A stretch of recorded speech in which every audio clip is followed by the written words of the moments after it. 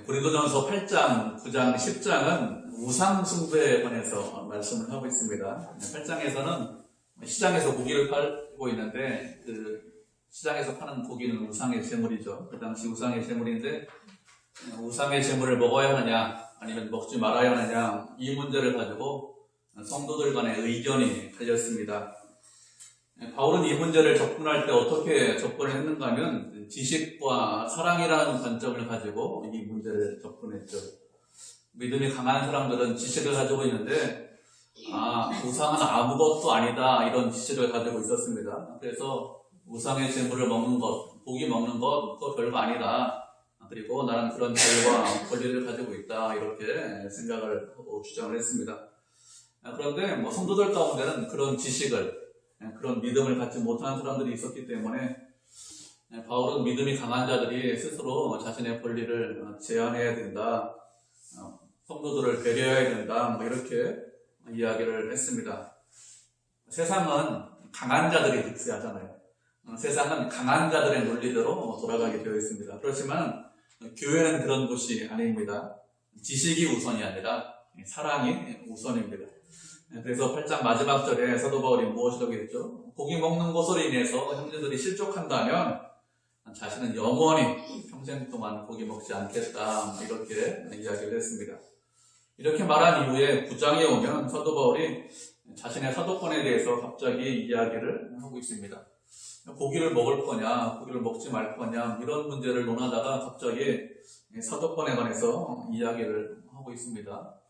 바울이 사도권에 관해서 이야기를 하는 이유가 무엇인가 하면 8장 13절에 보면 마지막 절에 보면 영원히 고기를 내가 먹지 않겠다 이렇게 이야기를 하니까 고린도 교회 성도들 중에서 어떤 성도들이 바울을 비난했습니다.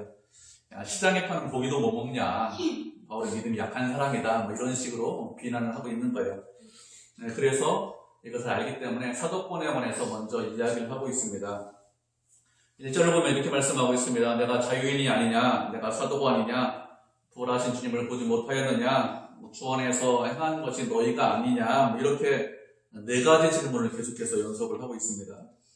사도 바울이 자유로운 사람이다 이렇게 이야기를 하고 있는 것이죠. 바울은 자유롭게 고기를 먹을 수 있는 그런 지식과 믿음을 가지고 있다는 거예요. 바울이 믿음이 약해서 아니면 지식이 없어서 그래서 고기를 안 먹느냐 그런 것이 아니죠. 바울은 믿음이 강한 사람입니다. 고린도 교회 성도들도 알고 있고 그리고 그 성도들도 바울이 믿음이 강하다는 것을 다 인정을 하고 있습니다. 그렇기 때문에 내가 자유롭게 믿음이 강하게 얼마든지 행동할 수 있다 이렇게 주장을 하고 있죠.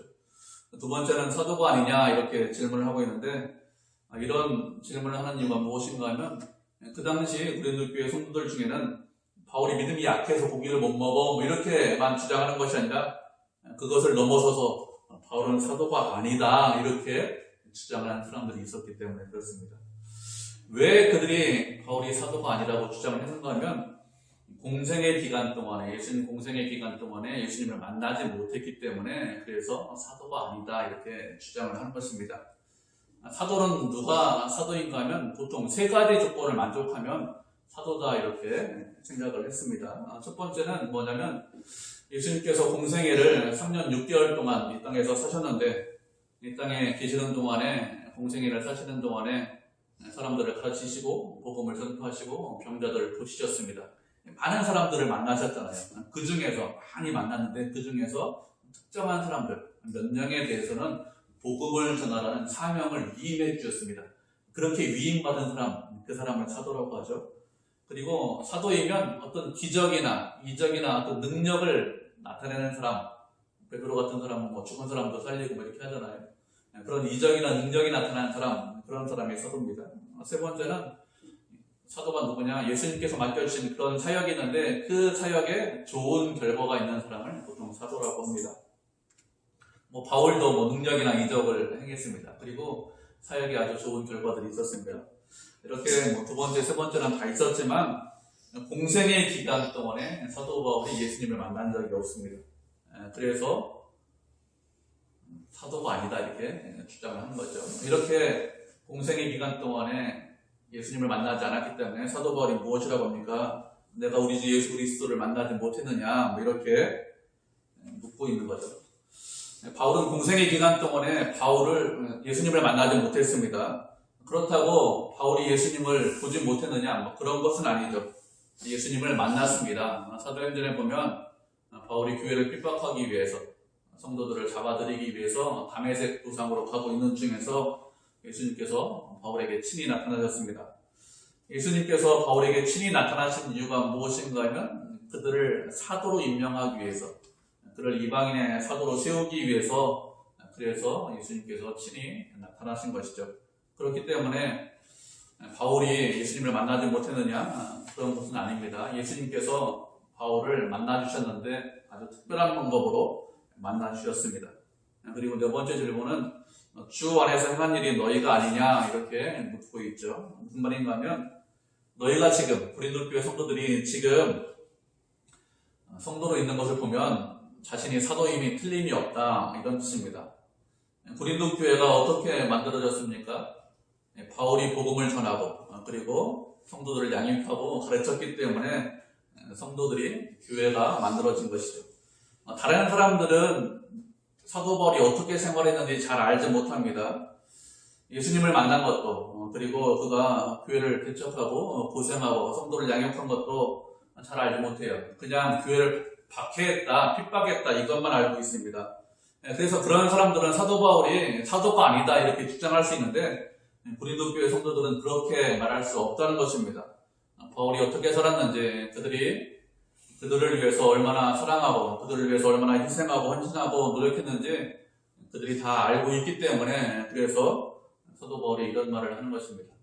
고린도전서 3장을 보면 성도들이 너무 연약해서 밥으로 먹이지 못하고 젖으로 먹였다 이런 말씀 있지 않습니까? 4장을 보면 우리는 바울과 같이 동역하는 우리는 예수 그리스도 때문에 어리석고 너희는 지혜롭고 우리는 약하나 우리는 비천하지만 너희는 존귀하다 이렇게 말을 하고 있습니다. 그리고 이 시각까지 줄이고 목마르고 헐벗고 매맞고 정처없고 수고하고 모욕을 당하고 비방을 당한다. 사도 바울이 이렇게 고백을 하고 있습니다. 바울이 이런 삶을 살았기 때문에 성도들이 어떻다는 것을, 바울이 사도라는 것을 잘 알고 있습니다. 그래서 2절을 보면 무엇이라고 말씀하고 있습니까? 2절을 보면 다른 사람들에게는 내가 사도가 아닐지 몰라도 너희들에게는 내가 사도다 이렇게 이야기를 하고 있어요. 다른 사람들이 내 사도권에 대해서 의심하고 있지만 너희는 내가 어떻게 살았는지 알고 있지 않냐. 그러니까 너희는 의심하면 안 된다. 그럴 수 없다. 이렇게 말을 하죠. 그리고 2절 하반절에서 무엇이라고 합니까? 나의 사도됨을 주 안에서 인친 것이 너희라 이렇게 말씀을 하고 있습니다. 무슨 말인가 하면 너희들이 있는 것, 고린도 교회 성도들이 있는 것이 내가 사도인 것의 인증샷이다 이렇게 말을 하는 거예요. 인증샷 많이 있잖아요. 그런데 그런 뜻이다 이런 의미입니다. 고린도 교회가 설립되고 그리고 그 성도들이 예수님을 나의 주님, 나의 하나님으로 고백하는 것이 바울이 사도인 것을 증명한다라는 것입니다. 바울이 자신이 사도라고 하는데 무엇으로 자신이 사도된 것을 증명하고 있습니까? 너희들이 있다, 너희가 있다, 이것으로 고린도 교회 성도들이 있다, 이것으로 사도권을 증명을 하고 있습니다. 우리가 말씀을 한 구절 살펴보도록 하겠습니다. 고린도후서 11장 22절부터 29절까지 말씀 살펴보도록 하죠. 고린도후서 11장 22절부터 29절까지 말씀입니다. 찾으셨죠? 우리 한 절씩 우리 교독하도록 하겠습니다. 고린도후서 11장 22절부터 29절 11장 22절 제가 먼저 읽도록 하겠습니다. 그들이 히브리인이냐 나도 그러하며 그들이 이스라엘인이냐 나도 그러하며 그들이 아브라함의 후손이냐 나도 그러하며 그들이 이스라엘인이냐 정치적인 말을 하는가 나도 그러하다. 내가 소를 지도록 하고 내 가지도 많이 아니하고 내 소심하고 너를 좋아하였으니 유대인들에게 40에서 하나 그만대를 5번 맞았으며 세 번 장하고 한 번 물러나고 세 번 성장하고 일주일을 떠나서 여러 번 여행하면서 강의 위험과 강도의 위험과 동족의 위험과 이방인의 위험과 신의 위험과 광야의 위험과 바다의 위험과 거짓 형제 중의 위험을 당하고 또 스스로의 쓰고 여러 번 정상고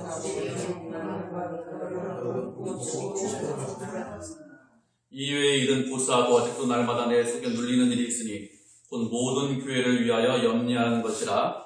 누가 약하면 내가 약하지 아니하며 누가 신통에게 빌면 내가 약하지 아니하느냐. 아멘. 사도 바울이 자신의 사도권을 주장하면서 사도가 아니라는 사람들에게 이런 말을 고백하는 것이죠. 그 사람들이 히브리 사람이냐? 나도 그러하다. 그들이 이스라엘 사람이냐? 나도 그러하다. 나도 아브라함의 후손이다 라고 했습니다. 그들이 그리스도의 일꾼이냐? 정신없는 말을 합니다. 사도 바울이 그런 말을 하죠. 내가 주를 위해서 더욱더 수고하고 노력을 했다. 옥에도 더 많이 갇히고 그리고 매도 더 많이 하고 죽을 뻔한 것도 더 많다. 40에 하나 감한매를 5번 매뒀고 태장으로 3번 맞고 돌로 1번 맞고 파선에서 바다에 3번이나 빠졌고 일주일 동안 깊은 바다 가운데 있었고 복음을 위해서 여러 여행을 했는데 거기에 강도 위험과 동족의 위험과 이방인의 위험과 신의 위험, 광야의 위험, 거짓 형제의 위험을 당했다고 했습니다. 이런 위험뿐만 아니라 수고하고 노력하고 애쓰고 목마르고 굶주리고 춥고 헐벗었다고 했습니다. 이런 일 말고도 아직까지 눌리는 것, 마음을 억누르고 있는 것이 있는데 무엇인가 하면 모든 교회를 위해서, 모든 성도들 때문에 염려하고 그리고 마음에 눌림이 있다 이렇게 고백하고 있습니다. 그러면서 누가 약하면 내가 약하지 아니하며 누가 실족하면 내가 애타지 아니하느냐 이렇게 고백을 하고 있죠. 바울이 다메섹으로 가는 도중에 예수님을 만나서 사도가 되었죠. 이방인의 사도가 되어서 한 일이 무엇일까요? 그가 복음을 전하면서 이런저런 고난을 당했습니다. 세상 기준으로 한번 생각해 보시기 바랍니다. 사도 바울이 성공한 인생일까요? 만약에 예수님을 만나지 않았다면 그는 부유하게 이 땅에서 편하게 살았을 것입니다. 바리새인으로 살았을 것입니다. 예수님을 만난 이후에 사도가 돼서 고난당하고 핍박당했습니다. 그러면서 고린도 교회 성도들에게 무엇이라고 하죠? 내가 사도된 증거가 무엇이냐? 너희가 증거라고 했습니다. 바울이 사도인 것을 어떻게 증거하고 있습니까? 세상에서 잘되고 부자되고 건강하고 성공한 것으로 내가 사도라는 것을 증명하고 있습니까? 그렇지 않죠. 내가 성공했기 때문에 사도다 이렇게 말하고 있지 않습니다. 무엇으로 그러면 사도인 것을 증명하고 있습니까? 주님께서 사명을 주셨는데 그 사명을 감당하고 주님을 따라가고 닮아가는 것으로 내가 사도인 것을 증거를 하고 있습니다. 핍박과 고난과 어려움이 있습니다. 그럼에도 불구하고 복음을 전하는 이유가 무엇일까요? 주님을 사랑하기 때문에 그렇겠죠. 주님께서 주신 은혜가 크기 때문에 그렇게 하는 것이죠. 주님께서 주신 그 사랑이 크고 감사해서 그래서 주님을 따라가고 닮아가고 있습니다. 그렇게 자신이 사도인 것을 증거하고 드러내고 있습니다.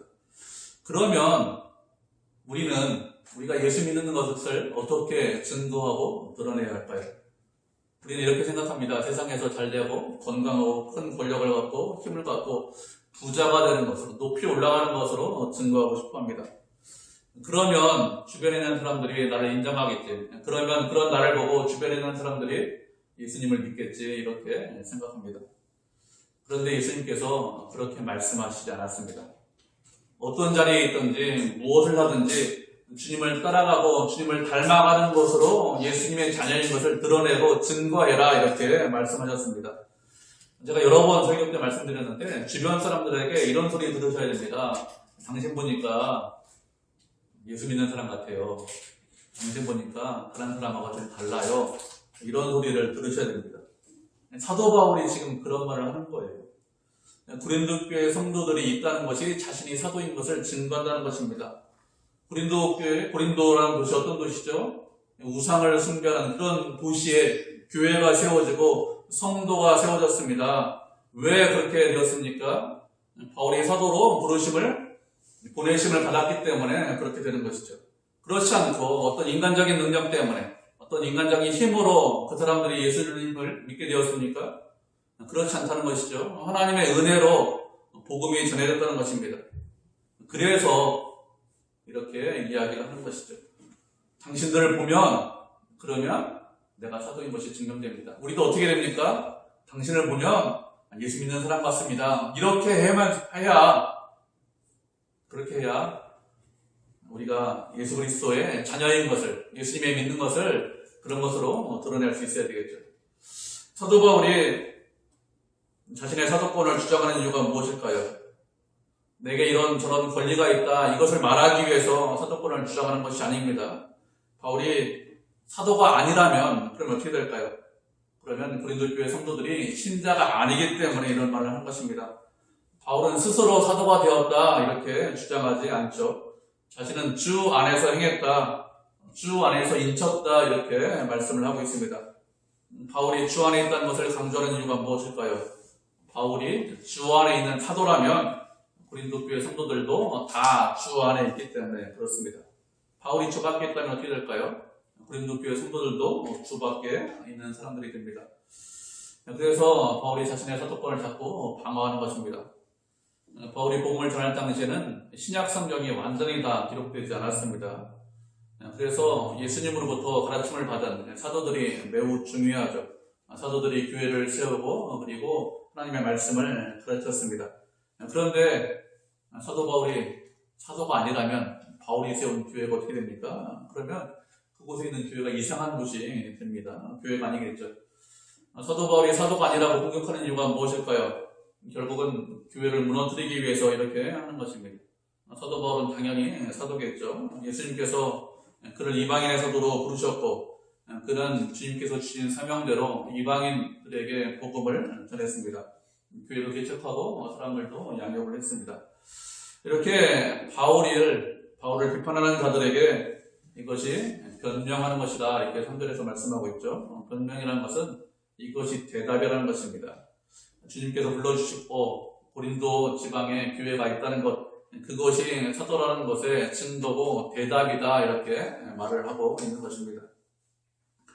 4절부터는 자신이 사도이기 때문에 어떤 권리가 있다 이렇게 이야기를 하고 있습니다. 4절부터 6절까지는 권리가 없겠느냐 이렇게 계속해서 반문을 하고 있습니다. 바울은 사도이기 때문에 어떤 권리가 있다는 것이죠. 4절을 보면 우리가 먹고 마실 권리가 없겠느냐 이렇게 묻고 있죠. 바울은 사도이기 때문에 당연히 먹고 마실 권리가 있습니다. 5절을 보면 우리가 사도들과 주의 형제들과 게바와 같이 자매든 아내를 데리고 다닐 권리가 없겠느냐 이렇게 이야기를 하고 있습니다. 바울은 당연히 결혼할 권리가 있습니다. 그리고 자신의 아내와 함께 돌아다니면서 선교도 하고 복음을 전할 수 있는 그런 권리가 있다는 거죠. 복음서를 보면 예수님께서 베드로의 집에 들어가셔서 베드로의 장고의 열병을 고쳐주신 그런 사건이 기록되어 있습니다. 베드로가 장고가 있다는 것은 무슨 뜻이죠? 그가 결혼했다 이런 뜻 아닙니까? 이렇게 사도들 중에는 결혼한 사람들이 있었습니다. 그렇기 때문에 바울도 당연히 결혼할 수 있는 그런 권리가 있습니다. 그리고 6절에서는 어찌 바나바와 나만 일하지 아니할 권리가 없겠느냐 이렇게 말을 하고 있습니다. 자신과 바나바도 일하지 않을 권리가 있다는 것입니다. 다른 말로 하면 일하지 않으면서 교회에서 재정적인 지원을 받아서 생활할 수 있는 그런 권리가 바울에게 있다는 것입니다. 그런데 바울은 어떻게 했습니까? 그런 권리가 있음에도 불구하고 바나바와 바울은 그런 권리를 사용하지 않았습니다. 그런 권리를 사용하지 않고 일하면서 복음을 전했습니다. 바울은 사도이기 때문에 세 가지 권리가 있다 이렇게 이야기를 하고 있습니다. 그 중에서 교회로부터 재정적인 도움을 받을 수 있는 그런 권리가 있다는 것을 몇 가지 예를 들어서 설명을 하고 있습니다. 7절 보면 누가 자기 비용으로 군 복무를 하겠느냐 이렇게 묻고 있습니다. 젊은 사람들이 요즘 군대 가잖아요. 군인으로 가는데 뭐 밥값 아니면 뭐 잠자는데 병영 생활하는데 뭐 숙소값 아니면 총이나 뭐 이런 어떤 장비가 필요한데 그런 물건들을 사가지고 가서 군대 가는 사람 있을까요? 그런 사람 없죠. 탱크 몰면 그럼 탱크 사가야 됩니까? 나중에 진호가 비행기 몰면 비행기 사가야 돼요? 그래서 비행기 못 쓰니까? 그런 사람 아무도 없습니다. 군인이면 부른 쪽에서 비용을 다 지불하게 되어 있습니다. 국가가 불렀으면 국가가 그 비용을 다 지불해야 돼요. 그렇게 하는 것이 당연합니다. 뿐 아니라 급여도 주죠. 앞으로 뭐 몇 년 지나면 병사 월급이 한 200만 원 정도 된다고 합니다. 한 달에. 최저시급 정도 되는 것 같아요. 그렇게 비용까지 월급까지 주는 것이 당연합니다. 불렀기 때문에 그렇게 해야 되는 거죠. 그리고 어떤 농부가 포도를 심고 거름을 주면서 물을 주면서 그 포도를 열심히 길렀습니다. 그렇게 포도나무를 열심히 돌보는 이유가 무엇이죠? 열매를 먹기 위해서 열심히 돌보는 거잖아요. 그렇지 않은 그런 농부가 있을까요? 그런 농부는 없을 것입니다. 그리고 어떤 양을 기르는 목축업자가 양의 젖을 먹을 권리가 있습니다. 양을 기르면서 젖을 먹지 않겠다, 이런 목자 아무도 없겠죠. 7절에서 말하는 군인이나 농부나 목축업자나 다 권리를 가지고 있습니다. 바울이 이런 말을 하는 이유가 무엇인가 하면 누구나 다 알 수 있고 누구나 다 동의할 수 있는 원리를 먼저 설명을 하고 있는 것입니다. 바울은 교회에서 재정적인 지원을 받을 수 있는 권리를 말하고 있는데, 설명을 하고 있는데, 인간적인 점을 먼저 이야기하면서 권리를 설명을 하고 있습니다. 세상 사람들도 다 그렇게 한다는 거예요. 그렇기 때문에 사도 바울도 권리가 있다, 이렇게 설명을 합니다. 그러면서 무엇이라고 말합니까? 8절을 보면 내가 사람의 예대로 이것을 말하느냐, 율법도 이것을 말하지 않느냐, 이렇게 말씀하고 있습니다. 율법에서도 재정 지원을 받을 수 있는 그런 권리가 있다, 이런 말을 한다는 것이죠. 사도 바울이 고린도 교회 성도들을 가르치고 양육을 했습니다. 무엇이라고 가르쳤을까요? 하나님의 말씀대로 살라고 가르쳤겠죠. 당연하지 않습니까? 예수님을 본받아라, 이렇게 가르쳤을 것입니다. 그런데 자신에게 권리가 있습니다. 나는 재정적인 지원을 받을 수 있습니다. 이렇게 이야기할 때는 세상 사람들이 그렇게 하기 때문에 여러분도 그렇게 해야 됩니다. 이렇게 이야기한다면 그건 잘못된 것이겠죠. 우리가 삶을 살아갈 때 어떻게 살아야 합니까? 우리는 말씀에 순종하면서 하나님의 말씀을 내 삶에 적응하면서 살아야 합니다. 그렇지 않고 세상의 원리대로, 세상의 법칙대로 산다면 그것은 잘못된 것입니다. 하나님께서 말씀하셨기 때문에 그 말씀을 내 삶에 적용해야 됩니다. 설교하는 저나 설교를 들으신 여러분이나 다 똑같아요. 저는 특별한 원리이고 여러분은 다른 원리다. 그것이 아니라 누구나 다 하나님의 말씀을 내 삶에 적용하면서 살아야 됩니다. 말씀에 비추어서 부족한 것, 연약한 것, 이런 것들이 있으면 돌이키고 회개하고, 그리고 고쳐서, 그래서 하나님의 말씀을 내 삶에 적용을 해야 됩니다. 말씀을 가르치는 자나 말씀을 배우는 자나 누구나 다 동일하고 누구나 다 주님 앞에 서 있기 때문에 그렇습니다. 하나님께서 그러면 무엇이라고 우리에게 말씀하셨습니까? 구절을 보면 모세의 율법에 곡식을 밟아 떠는 소에게 망을 씌우지 말라, 이렇게 기록하였는데, 이것이 어떻게 소를 위해서, 소를 염려해서 이렇게 말씀을 하시는 것이냐, 이렇게 말씀을 하고 있습니다. 이 말씀은 신명기 25장 4절에 있는 말씀을 인용한 말씀인데, 우리가 그 말씀을 좀 살펴보도록 하겠습니다. 신명기 25장 1절부터 4절까지 말씀을 우리 살펴보도록 하죠. 창세기, 출애굽기, 레위기, 민수기, 신명기니까요. 신명기 25장 1절부터 4절까지 말씀입니다.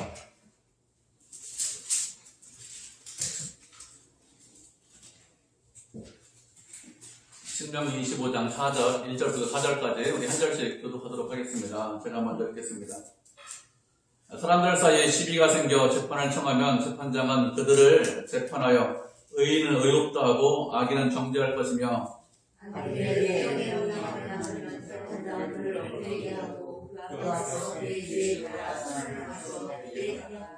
40가지는 때리려니와 그것을 넘기지 못할지니 만일 그것을 넘겨 매를 지나치게 때리면 내가 내 형제를 경히 여기는 것이 될까 하노라. 아멘. 4절을 보면 곡식 떠는 소에게 망을 씌우지 말지니라, 이렇게 말씀을 하고 있습니다. 이 말씀은 고대 시대에 추수할 때 동물을 이용해서, 소나 아니면 낙이나 아니면 다른 동물을 이용해서 추수했는데, 그런 추수한 동물에게 망을 씌우지 말라, 이렇게 말씀을 한 것이죠. 추수하는 동물에게 망을 씌우는 이유가 무엇일까요? 그것은 그 동물을 계속해서 일시키려고 그렇게 한 것입니다. 동물이 추수하는 동안에 추수할 곡식을 먹으면 일을 하지 못하죠. 그렇기 때문에 망을 씌우는 것입니다. 일을 계속시키려면 망을 씌워놓고 일을 해야 됩니다. 그런데 그런 소에게 망을 씌우지 말라, 하나님께서 그렇게 말씀하셨습니다. 왜 그런가 하면 소가 열심히 일하는 이유가 무엇이냐? 소는 일하면서 먹기 위해서 일을 하기 때문에 그렇습니다. 먹을 것을 바라보면서 일을 하는데 망을 씌우는 것은 잘못되었다, 이렇게 이야기를 하는 것이죠. 동물원에 가면 TV에서 보면은 돌고래 쇼 하는 것을 보셨을 것입니다. 돌고래가 높이 뛰어올라요. 아니면 조련사가 원하는 대로 어떤 루프 같은 거, 이렇게 훌라후프 같은 거를 뛰어넘으면 조련사가 어떻게 합니까? 돌고래에게 먹을 것을 줍니다. 동물들이 그렇게 하는 이유가 무엇일까요? 먹을 것을 얻기 위해서 그렇게 하는 것입니다. 소도 마찬가지라는 거예요. 소가 열심히 일하는 이유가 무엇이냐? 먹을 것을 바라보고 그런 일을 한다는 것입니다. 그런데 그런 소에게 먹을 것 주지 않고 일만 시키면 어떻게 될까요? 그것은 잘못되었다는 것입니다. 그래서 하나님께서 말씀하는 것이죠. 그렇게 하지 말라는 것입니다. 그렇게 하는 것은 매정한 것이고 그렇게 하는 것은 자연 질서에도 어긋나니 그러니까 그렇게 하지 말라 이렇게 말씀을 하고 있는 것입니다. 그런데 하나님께서 이런 명령을 하신 이유가 무엇이냐면 소를 염려해서 이렇게 명령을 내리신 것이 아니라는 것입니다. 무엇 때문에 이런 명령을 내리셨을까요? 이런 말씀을 하신 것은 우리를 염려해서 이렇게 하셨다는 것입니다. 우리라는 것은 사역자를 말합니다. 신명기 말씀을 쭉 읽어보시면 24장, 25장, 26장 말씀을 쭉 읽어보시면 다 율법인데 사람에 관한 다 율법입니다. 재판을 어떻게 해야 되는지 우리가 읽었듯이 태형을 때리는데 몇 대를 때려야 되는지 돈을 빌려갔는데 그것을 물건으로 저당 잡는데 어떤 물건을 저당 잡아야 되고 어떤 물건을 저당 잡지 말아야 되는지 언제 돌려줘야 되는지 이런 것에 관해서 말씀을 하고 있습니다. 모든 율법이 다 사람에 관한 율법입니다. 그런데 25장 4절 딱 한 절만 곡식을 떠는 소에게 망을 씌우지 말라 이렇게 말씀하고 있습니다. 이런 말씀하신 이유가 무엇입니까? 소를 염려해서 이렇게 말씀하신 것이 아니라는 것이죠. 사람을 염려해서 이런 말씀을 하셨다는 것입니다. 이것에 대해서 13절과 14절에서 좀 더 구체적으로 설명을 하고 있습니다. 13절을 보면 성전에서 일하는 사람들은 성전에서 나는 것을 먹고 제단에서 일하는 사람들은 제단과 함께 나누는 것을 알지 못하느냐 이렇게 말씀을 하고 있습니다. 성전에서 일하는 사람들이 누구냐? 레위지파 사람들을 말합니다. 구약시대에 성전에서 레위지파 사람들이 일하면 그럼 어떻게 합니까? 제사를 드리고 난 이후에 곡식이나 고기 같은 것이 남으면 하나님께서 그것을 가지고 먹고 살라 이렇게 말씀하셨습니다. 이스라엘 백성들이 출애굽한 이후에 가나안 땅에 정착해서 살도록 하셨습니다. 가나안 땅에 정착해서 사는 동안에 그들에게 땅을 분배해 주셨는데 11지파는 땅을 기업으로 받았습니다. 그런데 레위지파 사람들은 땅을 분배받지 못했습니다. 그들이 땅을 분배받지 못한 이유가 무엇인가 하면 제단에서 나는 것을 먹으라고 그렇게 하신 것입니다. 나머지 11지파가 제사를 드리고 나면 곡물이나 아니면 고기 같은 것이 남는데 그것을 가지고 먹고 살라고 그래서 땅을 주시지 않았다 이렇게 말씀을 한 거죠. 구약시대만 그러면 이 말씀이 적용되느냐? 그렇지 않다는 것입니다. 14절을 보면 이와 같이 복음을 전하는 자들도 복음으로 말미암아 살리라 이렇게 명하셨다고 했습니다. 예수님도 동일하게 말씀하셨습니다. 우리가 말씀을 한 절 살펴보도록 하죠. 누가복음 10장 5절부터 9절까지 말씀 살펴보도록 하겠습니다. 누가복음 10장 5절부터 9절까지입니다. 한 절씩 교독하고 마지막 다 합독하도록 하죠. 누가복음 10장 5절부터 9절까지입니다. 10장 5절 제가 먼저 읽도록 하겠습니다. 마태, 마가, 누가죠. 누가복음 10장 5절입니다. 어느 집에 들어가든지 먼저 말하되 이 집이 평안할지어다 하라. 만일 평안을 받을 사람이 곧 있으면 너희의 평안이 그에게 먹을 것이요 그렇지 않으면 너희에게 돌아오리라. 그 집에 유하며 주는 것을 먹고 마시라. 일꾼이 그 삭슬 받는 것이 마땅하니라. 이 집에서 저 집으로 옮기지 말라. 어느 집에 들어가든지 너희를 영접하거든 너희에게 차려놓은 것을 먹고. 마지막 절 같이 읽죠. 거기 있는 병자들을 붙이고 또 말하기를 하나님의 나라가 너희에게 가까이 왔다 하라. 아멘. 이 말씀은 예수님께서 제자들을 파송하시면서 하신 말씀이죠. 어느 집에 들어가든지 먼저 할 일이 무엇이냐? 평안을 먼저 구하라고 했습니다. 그리고 그 집에 유하면서 그 집에서 주는 것을 먹고 마셔라 이렇게 말씀을 하고 있습니다. 일꾼이 삭슬 받는 것이 당연하다고 했습니다. 그리고 이 집에서 저 집으로 옮기지 말라 이렇게 말씀하셨습니다. 이 집보다 저 집이 더 좋을 수 있습니다. 저 집이 좀 여유 있고 저 집이 좀 평안하고 저 집으로 가면 대우를 더 잘 받을 수 있겠죠. 그런데 그렇게 하지 말라는 거예요. 이 집에서 저 집으로 옮기지 말라는 것입니다. 어느 동네에 들어가든지 제자들을 영접하면 그 제자들 앞에 차려놓은 그것들을 먹고 마시라고 했습니다. 병들을 고치고 복음을 전해라 이렇게 말씀을 하고 있습니다. 예수님께서 무엇이라고 말씀하셨습니까? 일꾼이 삭슬 받는 것이 당연하다 이렇게 말씀하셨습니다. 일꾼인데 삭슬 받을 필요 없다, 삭슬 받지 말아라 이렇게 말씀하시지 않았다는 것입니다. 바울이 사도죠. 그리고 고린도 교회 성도들에게 복음을 전했습니다. 그렇기 때문에 얼마든지 재정적으로 지원을 받을 수 있는 그런 권리가 있다는 것입니다. 그래서 11절에서 무엇이라고 말씀하고 있습니까? 11절을 보면 우리가 너희에게 신령한 것을 뿌렸은즉 너희에게 육적인 것을 거두기로 과하다 하겠느냐 이렇게 말을 하고 있습니다. 무슨 말인가 하면 성도들에게 복음을 전했기 때문에 하나님의 말씀을 가르쳤기 때문에 지원받는 것 그것이 과한 것이냐? 과하지 않다는 것입니다. 사도 바울은 재정적인 지원을 받을 수 있는 그런 권리가 있습니다. 세상적인 관점에서도 그렇고 그리고 율법의 관점에서도 그렇고 또 예수님께서도 당연히 그렇게 말씀하셨습니다. 일꾼이 삭슬 받는 것이 당연하다고 말씀하셨기 때문에 바울은 그런 권리가 당연히 있습니다. 바울은 자기 자신에게 그런 권리가 있다는 것을 분명히 알고 있습니다. 그런데 어떻게 하고 있죠? 바울은 이 권리를 사용하지 않았습니다. 당연히 사용할 수 있는 권리인데 이 권리를 사용하지 않은 이유가 무엇일까요? 왜 그런가 하면 12절을 보면 그리스도의 복음에 아무런 장애가 없게 하기 위해서 이 권리를 사용하지 않았다 이렇게 말씀을 하고 있습니다. 그 당시 바울 당시에는 세상에 헛된 철학을 가르치는 사람들이 많이 있었습니다. 그들은 헛된 철학을 가르치면서 가르침을 받는 사람들에게 생활비를 받아갔습니다. 옳은 것, 바른 것을 가르치는 것이 아니라 잘못된 것을 가르쳤어요. 세상 철학을 가르쳤습니다. 그런데 가르친다는 명목 때문에 생활비를 받아갔습니다. 바울은 이것을 잘 알고 있죠. 그래서 바울이 이야기를 하는 것입니다. 재정적인 지원을 받지 않겠다 이렇게 이야기를 하는 것입니다. 재정적인 지원을 받는 문제로 인해서 복음 전하는 것이 문제가 생긴다면 그러면 문제가 되기 때문에 문제가 생기면 안 되기 때문에 그래서 재정 지원을 받지 않겠다 이렇게 이야기를 하는 것입니다. 바울이 전한 것은 복음입니다. 바울이 전한 것은 생명이죠. 일반적인 세상적인 철학이나 세상적인 지식을 전한 것이 아닙니다. 그런데 재정 지원 문제 때문에 오해가 생겨서 어떤 사람이 생명을 소유하지 못한다면 그것 때문에 어떤 사람이 낙심하고 실망한다면 믿음에서 떨어진다면 얼마든지 바울은 자신의 권리를 제한하고 자신의 권리를 포기하겠다 이렇게 이야기를 하는 것입니다. 고린도 교회 성도들은 대부분 신앙이 어리고 연약합니다. 그것을 알고 있는 사도 바울이 자발적으로 자신의 권리를 제한하고 포기하고 있는 것이죠. 자신의 권리를 다 사용하면 믿음이 연약한 사람들이 상처받아요. 믿음이 연약한 사람이 믿음에서 떨어지고 낙심하고 실망할 수 있기 때문에 권리를 제한하고 포기한다 이렇게 이야기를 하는 것입니다. 바울이 율법도 모르고 믿음이 적기 때문에 그렇게 하는 것이 아니라 믿음이 약한 성도를 사랑해서 그렇게 한 것이죠. 우리도 그렇게 해야 되겠죠.